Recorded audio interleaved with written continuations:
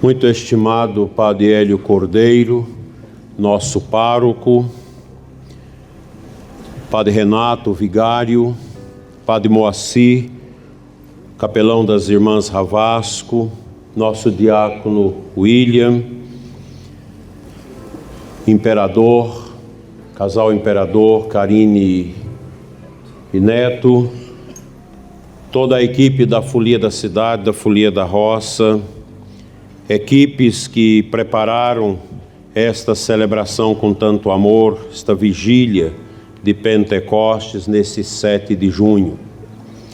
Nossa humilde e belíssima capela de Posse, Goiás, onde é ostentado os ossos, restos mortais de Dom Prudêncio, que em 1921, vindo de Goiás para fazer a sua visita pastoral neste ermo do estado, quando a Diocese de Goiás compunha todo o estado de Goiás e o Tocantins, veio a falecer aqui.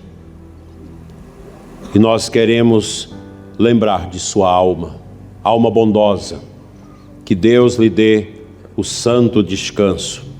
Um bispo que morreu ainda jovem, com pouco mais de 50 anos, deixando um legado de bom pastor que dá a vida pelas suas ovelhas. Povo de Deus aqui presente, essa grande multidão da festa do Divino de Posse, uma das festas mais concorridas do nosso estado. A vigília de Pentecostes, ela honra os que receberam o batismo na vigília de Páscoa. Por isso o Missal Novo traz esta opção de uma vigília equivalente àquela da Páscoa, como um grande gesto de agradecimento pelos que renasceram no batismo, na noite santa, e estão perseverando nesse caminho, vivendo o ponto mais alto da Páscoa, celebrando nesta noite santa a descida do Espírito Santo sobre os apóstolos e Nossa Senhora, no cenáculo. Não se trata apenas de uma memória histórica, mas como presença real transformadora no coração da igreja e de cada fiel. Esta é a noite de fogo e de clamor, como a igreja do cenáculo, reunida com Maria, à espera do Espírito prometido. A liturgia desta vigília é rica e solene. 5 leituras nos conduziram por um verdadeiro caminho espiritual, da desordem de Babel à comunhão de Pentecostes, da lei gravada nas pedras à lei gravada nos corações, da morte dos ossos secos à vida no Espírito. E no centro de tudo, ressoa a voz do Senhor no Evangelho: se alguém tem sede, venha a mim e beba. Do seu interior jorrarão rios de água viva.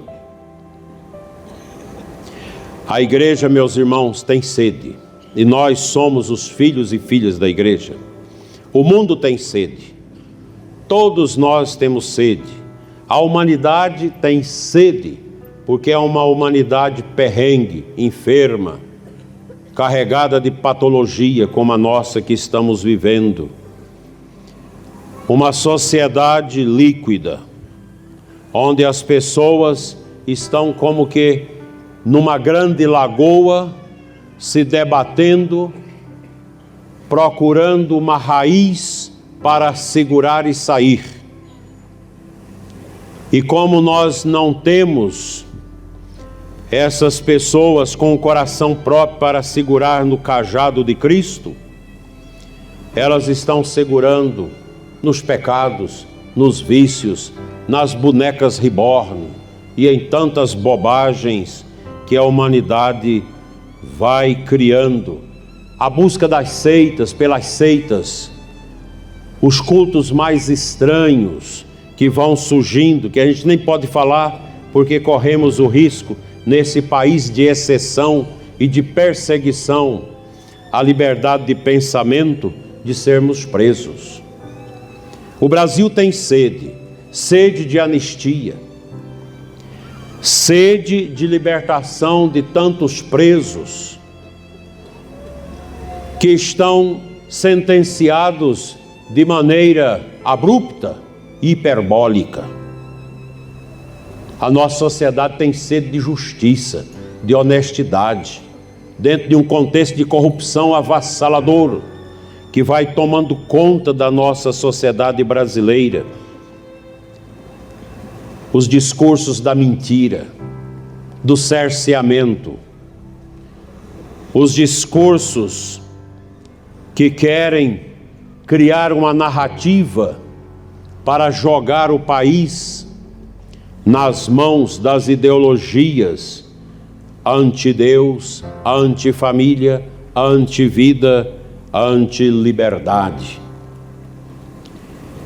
É o Espírito Santo que conduz, e nós cremos que Ele conduz não somente nós aqui reunidos, aos milhares, nesta multidão, mas quer conduzir também a nossa nação às fontes da água viva da verdade, da liberdade, da defesa da vida e da família, da defesa dos valores e da honestidade. Santo Irineu, meus irmãos, ensinava no 2º século: assim como a água não pode ferver sem fogo, o homem não pode viver sem o Espírito. E a nossa nação parece que vive um momento de castigo divino. É Deus batendo na bruaca para ver se o burro entende. Nós precisamos de Deus. Nas universidades, nós escutamos muito mais ideologia do que ciência. Ideologias que desprezam o sobrenatural, o transcendente, que despreza Deus. Uma sociedade que adora coisas, pessoas, ideias no lugar de Deus. Como pode viver um mundo sem Deus? E nós estamos vendo com grande esperança um ressurgimento da fé. Neste ano foi recorde na diocese e no mundo o batismo de idosos. Eu nunca tinha batizado 12 adultos na vigília. Neste ano eu batizei na vigília e no domingo da ressurreição. A conversão até no meio dos muçulmanos. Há uma volta crescente de pessoas da reforma protestante que, ao encontrar o ensinamento dos padres da igreja, ao estudar a liturgia católica, entende, eu não posso continuar na ignorância. E nós sabemos, meus irmãos, o Ocidente cristão está decadente, está enfermo. Basta olhar a Europa, nossas igrejas vazias, famílias que não têm mais filhos, que colocam os cachorros, gatos nos lugares dos filhos.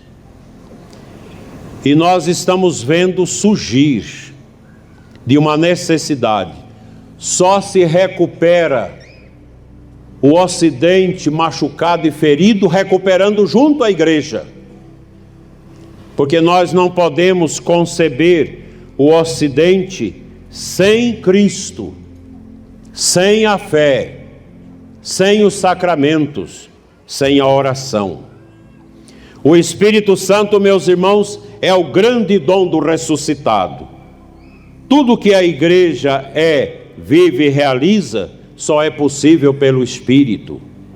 Ele é a alma da igreja, o vínculo da unidade, o mestre interior de cada um de nós, o fogo do amor e o autor da santidade.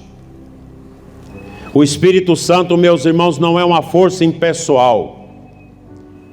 Ele é Deus, pessoa divina, que age, fala, guia, santifica as famílias, os empresários, os que trabalham na iniciativa privada, os funcionários públicos, todos nós, os políticos, nosso prefeito Paulo, nosso professor, deputados, vereadores, todos precisam deste fogo que aquece e purifica e ilumina o coração com a verdade que é Cristo. Sem a verdade, nós vamos caminhar às cegas, às apalpadelas, e não vamos chegar a lugar nenhum. E o princípio da verdade é o princípio da criação, que é o Criador, é Deus. O ser humano não é capaz de criar a verdade. A verdade brota de Deus. A verdade não brota daqueles que deveriam defender a lei e a Constituição. Quem escamoteia a verdade entra na cegueira e passa a agir como os porcos, olhando somente para a lama, para o fosso do chiqueiro, sem conseguir elevar os olhos ao alto para contemplar a Deus, porque a verdade é luz, é o sol nascente, o ressuscitado que brilha sobre nós e brilha sobre o mundo.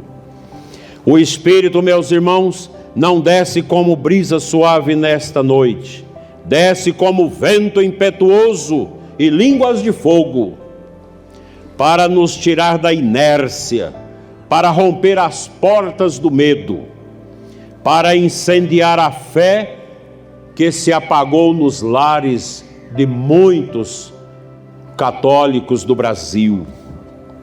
Quantas comunidades hoje estão frias, mornas, divididas ou feridas. Comunidades, meus irmãos, que ainda continuam apegadas às festas imundas, regadas à bebida alcoólica, regadas a bailes, a músicas imundas. Essa não é a igreja do Espírito Santo. Todos sabem da luta para que a nossa diocese pudesse chegar na superação do alcoolismo nas festas, das músicas imundas. É uma luta dura. E aquelas comunidades aperreadas, como galinha choca em cima dos ovos gorados, que é o vício, que é o pecado, que quer permanecer assim, elas morrem. O Espírito Santo não age no coração que está podre pelo pecado, pelo adultério, pela injustiça. Não age, desculpa os políticos, no coração de muitos políticos da República, de muitos que compõem o judiciário, o executivo, porque o coração está podre, petrificado na corrupção, na mentira, na vaidade. Deus não age nesses corações. Corações vaidosos. Eu não sei porque tanta gente quer tanto dinheiro. Pega tanto dinheiro, desvia tanto dinheiro, e ainda quer mais, porque o saco da ambição não tem fundo. É uma vergonha saber que os nossos idosos estavam sendo vítimas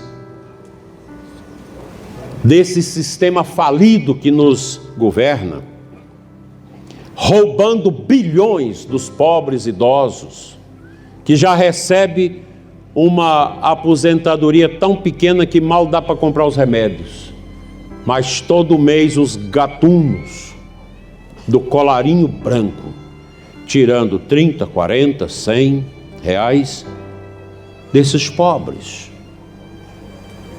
Uma mulher me dizia: eu não sabia disso. Eles estavam tirando 45 reais da minha aposentadoria desde o começo do ano passado. 45 reais para um pobre é muita coisa. É tanto dinheiro roubado. Isso clama aos céus. Quem pega o dinheiro dos pobres não vai encontrar a face de Cristo na hora da morte. Vai encontrar a face de Satanás, que vai dizer: venha, porque você é meu. Que adianta ganhar a vida, ganhar tanta coisa nesse mundo e perder a alma na hora da morte, gente? Que tristeza isso! Que falta de conversão, de arrependimento nessa nossa nação. Quanta gente doente por falta de Deus. Nós precisamos do fogo do Espírito, que não é um emocionalismo, mas zelo, ardor, verdade e amor de Deus em nós. Na primeira leitura ouvimos a história terrível de Babel. O orgulho dos homens que queriam construir uma torre até o céu resultou em divisão e confusão. Pentecoste é anti-Babel. Onde havia divisão, nasce a unidade. Onde havia medo, nasce a coragem. Onde havia confusão, surge o anúncio claro da fé. Vocês já perceberam que não há união nas lideranças brasileiras para olhar para esses pobres que estão presos injustamente? Não há união. O mal da nossa nação tem um nascedouro chamado Senado da República. É lá que nasce o mal da nossa república, do nosso país. É lá que a gente sabe como foram os últimos anos nas mãos desses presidentes do Senado, que são homens de meio rosto, que não tem palavra, que não tem amor ao povo, que merece o descrédito de toda a nação. E seria bom que o povo olhasse para eles e no ano que vem dissesse não a eles, não votando neles. A festa do divino, meus irmãos, é para promover a nossa unidade, a nossa comunhão. E hoje nós estamos celebrando o final desta novena, amanhã a festa, com tanto amor, nesta nossa querida paróquia de Santana, de Posse. Com essa multidão de pessoas abnegadas, cada uma na sua função, para que esta festa seja um desenho, uma rosácea do Espírito Santo, como um grande louvor ao Pai no Espírito, pela força do Filho. É sinal de unidade. Louva a Deus pelo povo de Posse desta comunidade, por manter viva essa tradição do divino que vem sendo purificada, que nos une em torno do altar da fé e da caridade. Ainda tem muita gente para ser curada. Hoje mesmo eu tive que interromper a missa de Crisma por quase meia hora. Interrompi a minha homilia por causa de um movimento que se diz cultural, que não tem nada a ver com o Espírito Santo. Eu perguntei ao padre Renato: mas isso é coisa da igreja? Essa barulheira, esse povo tudo mascarado? Eu acho que eles representam um pouco a cara do nosso país, que está cheio de máscaras. Representa um pouco isso. Esse sistema nosso, cheio de máscaras. Um dia vai cair todas. Não ficará nenhuma para contar a história. Agradeço ao nosso pároco, Padre Hélio, ao nosso vigário, Padre Renato, ao nosso diácono permanente, William, e a todas as equipes, por manterem esta paróquia viva e vibrante no Espírito. Agradeço a folia do Divino, que percorreu tantas casas, levando a bênção do céu aos lares, através da bandeira, da coroa, do canto. A todas as famílias que abriram suas portas e corações, nossa gratidão. Aos organizadores, voluntários, às centenas, devotos e colaboradores, nosso reconhecimento. Vocês são expressão viva do que o Espírito Santo realiza quando encontra corações dóceis, generosos e abertos ao que o Espírito Santo quer de nós. Meus queridos irmãos, Pentecostes não é um evento que passou há 2000 anos atrás. É uma realidade permanente. Cada missa é um Pentecostes. Cada confissão bem feita é um sopro do Espírito Santo. Cada ato de amor, de unção dos enfermos, de aconselhamento, de visita, de perdão e reconciliação é fruto do Espírito Santo. Mas há algo que o Espírito Santo não faz, meus irmãos. Ele não força a porta do nosso coração. Ele não bate. Ele espera. Ele sussurra no seu ouvido.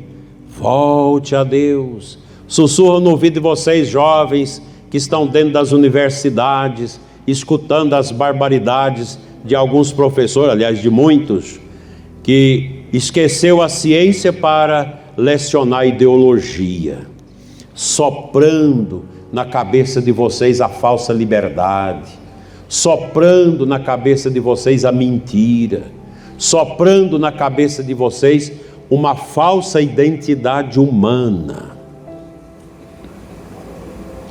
Esse espírito não é o de Deus, é o espírito do maligno. Por isso, meus jovens, que São Paulo ensina que nós devemos abraçar esse carisma do discernimento dos espíritos, para saber o que está me movendo. É o meu espírito humano que nasceu pagão? É o espírito divino ou o espírito do diabo? Eu fico impressionado com vocês jovens que entram na universidade e deixam de confessar os seus pecados, para de ir à missa, por causa de um professor, muitas vezes maconheiro, muitas vezes comunista, que está ali na faculdade tempos e tempos, sem inovação interior, vazio, tirando a fé dos jovens, promovendo a cultura woke, promovendo esses movimentos anticristãos. E vocês escutam isso. Isso é a voz do estranho. Jesus diz: as minhas ovelhas ouvem a minha voz, não ouve a voz do estranho.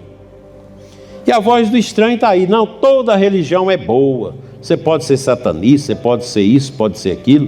Não precisa ser só católico. Cuidado com isso. Extra ecclesia nulla salus. Depois vocês traduzem.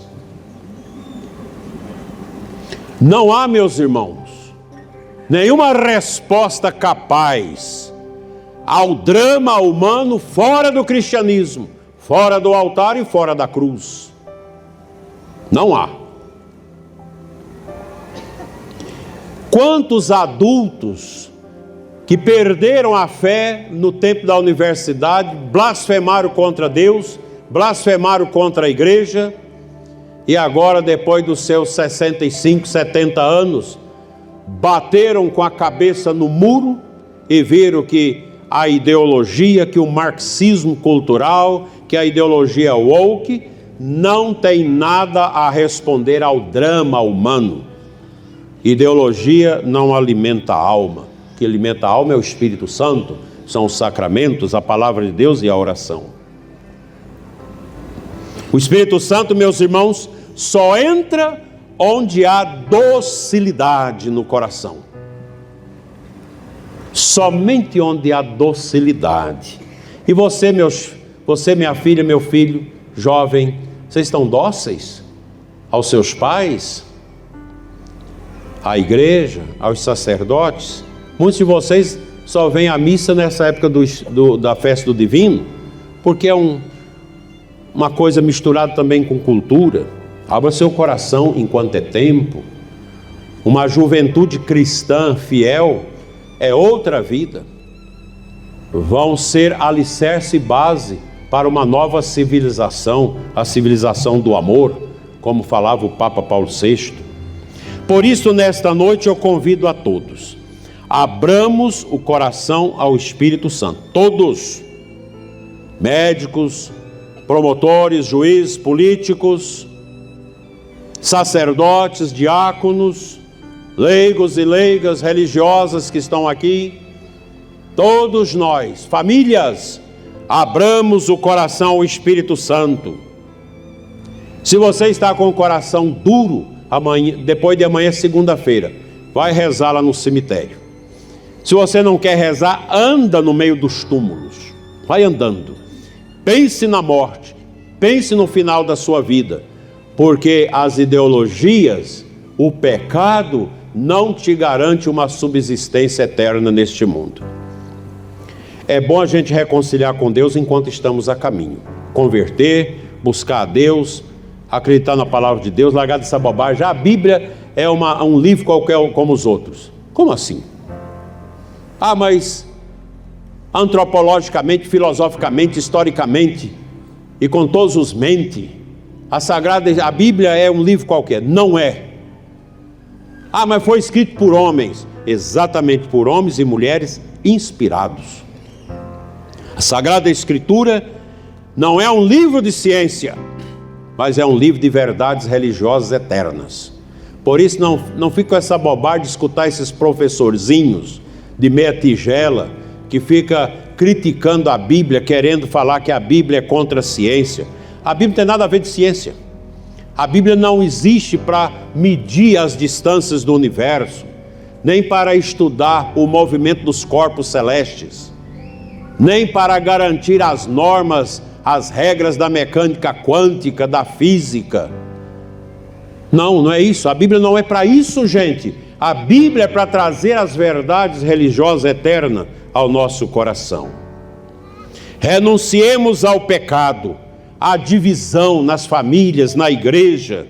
Uma vergonha, a nossa igreja tão dividida. Isso não é de Deus. Renunciar ao orgulho, essa mania de pensar que você é melhor do que os outros.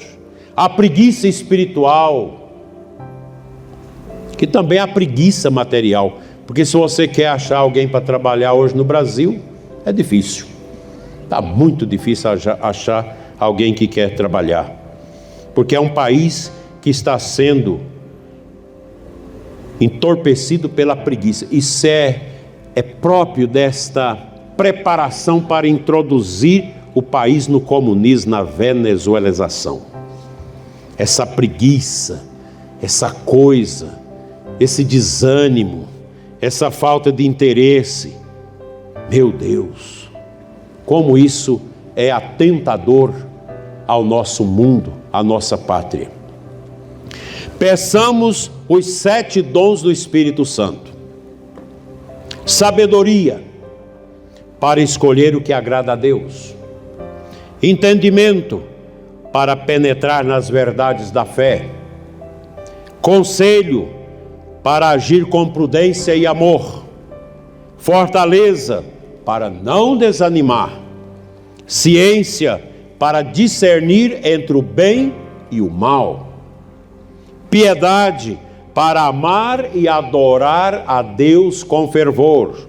Temor de Deus, para nunca perdermos a graça dele no nosso coração. E eu concluo com esta oração, pedindo a intercessão de Nossa Senhora Imaculada Conceição, nossa excelsa padroeira da Diocese de Formosa. E convido o povo a ficar de pé, para acompanhar em espírito esta pequena e breve oração. Vinde, Espírito Santo, vocês. Renovai nossa paróquia, nossa Diocese de Formosa, o povo fiel que te ama,